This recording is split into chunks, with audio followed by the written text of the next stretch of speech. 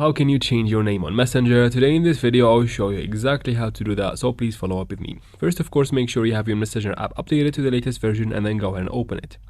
Once you open it, tap on the three lines in the top left corner of the screen right here. Now tap on the gear icon right next to your name. It will take you to the screen, scroll all the way down to the bottom of this list, and then tap on See More in Account Center.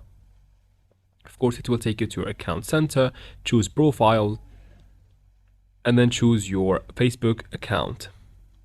Now from here, tap on Name, not username, Name. And then here you can change your name on Messenger.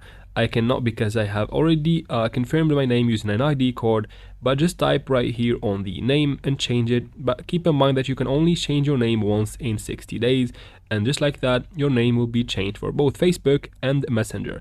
And that is it for this video, guys. I hope it was useful. If it was, please like and comment down below. Don't forget to subscribe for future videos like this one, and thanks for watching.